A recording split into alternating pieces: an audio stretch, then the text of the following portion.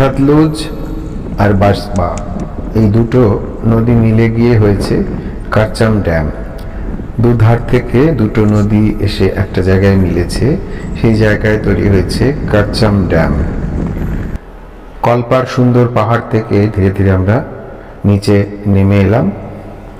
কারচাম ড্যামের কাছে আমরা এখন পৌঁছে গেছি। এটা হলো বাসপা।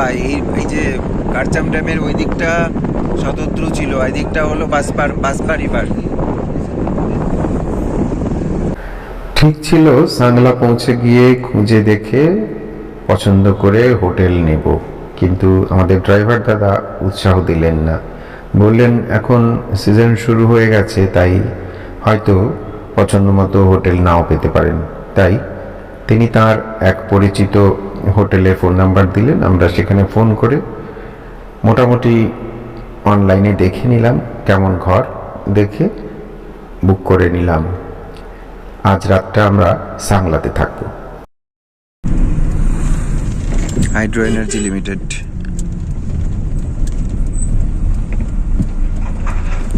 हम लोग उस पार जाएंगे क्या? यही तो কারচাম ড্যাম। এবার আমরা কারচাম ড্যাম ক্রস করে অপর প্রান্তে চলে এসেছি। আমরা যাচ্ছি এখন সাংলার দিকে।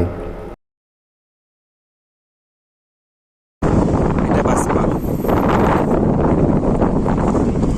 ওই যে দুটো জায়গা মিলেছে, এটা হলো সতলুজের সঙ্গে বাসপা মিলনস্থল। কারচাম ড্যামের একদম সামনে এসে বেশ খানিকটা সময় আমরা কাটালাম। সেখান থেকে সম্পূর্ণ জায়গাটা দেখতে এত অপরূপ লাগছিল।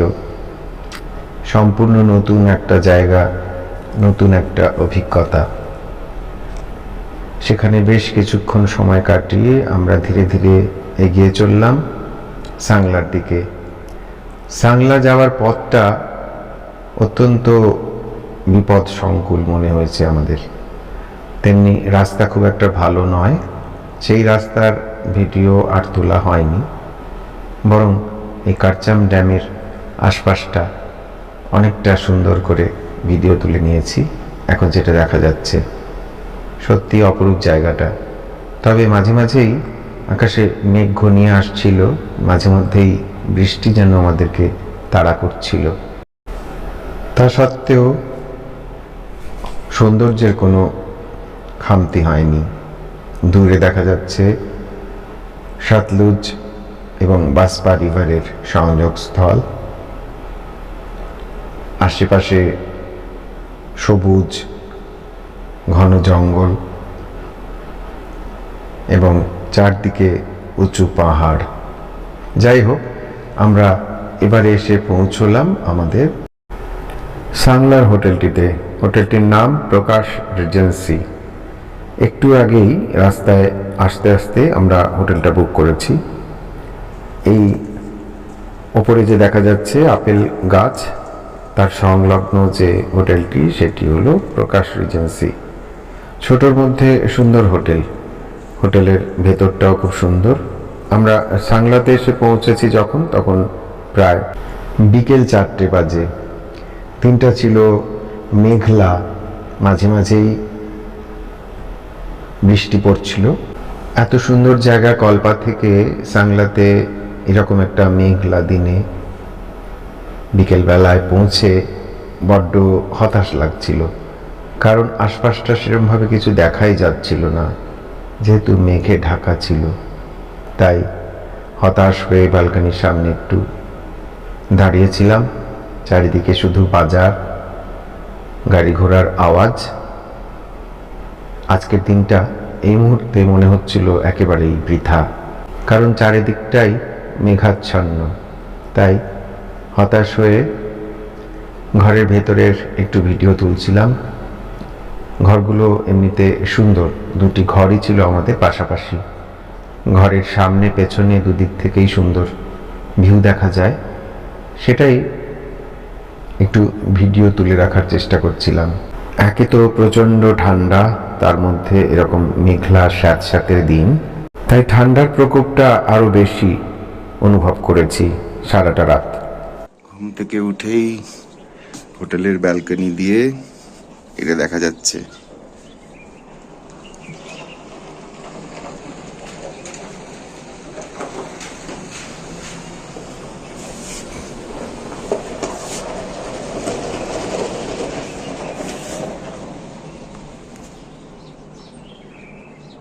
পুরো সাংলা সাংলা।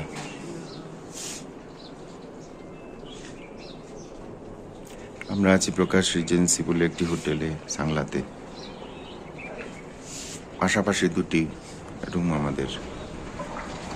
7 তারিখ সকালে উঠে এত সুন্দর ভিউ দেখে মনটা সত্যি খুব হালকা হয়ে গেছে, আনন্দে পরিপূর্ণ হয়ে গেছে। প্রকাশ রিজেন্সির এক একটা রুমের জন্য মোটামুটি 3000 টাকা করে পড়েছে, খাওয়া দাওয়া সহ।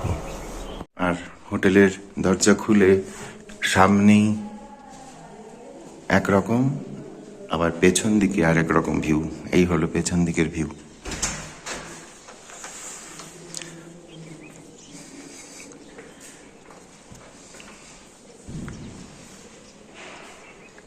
চারিদিকে আপেলের বাগান আর এত সুন্দর পাহাড়ের রেঞ্জ।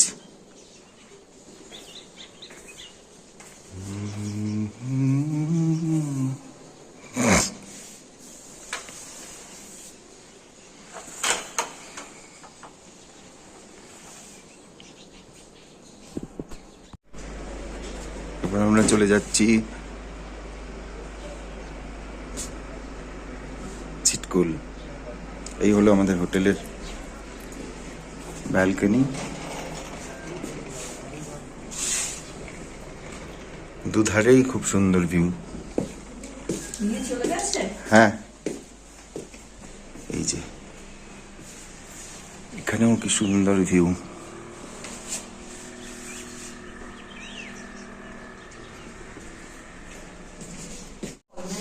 -3 ডিগ্রি টেম্পারেচারে এখন আমরা বসে ব্রেকফাস্ট করলাম, করে এখন যাব ছিটকুল। খুব সুন্দর জায়গা।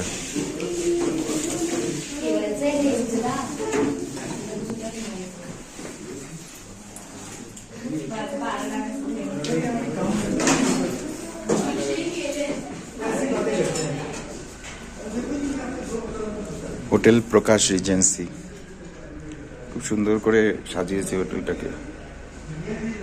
রুমগুলোও খুব সুন্দর।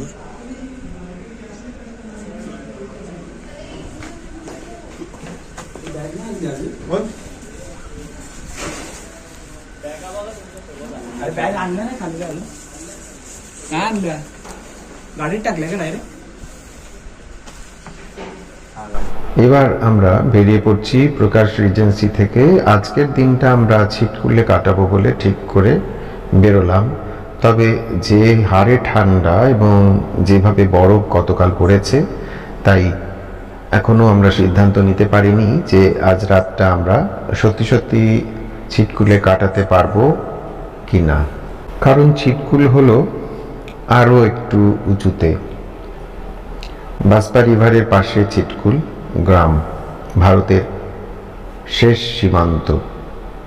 সেখানে সাংলার থেকেও অপেক্ষাকৃত বেশি ঠান্ডা পড়ে। তাই আমরা সেখানে যতক্ষণ না পৌঁছচ্ছি ততক্ষণ সিদ্ধান্ত নেব না যে আজ রাতটা আমরা ছিটকুলে থাকবো কি না।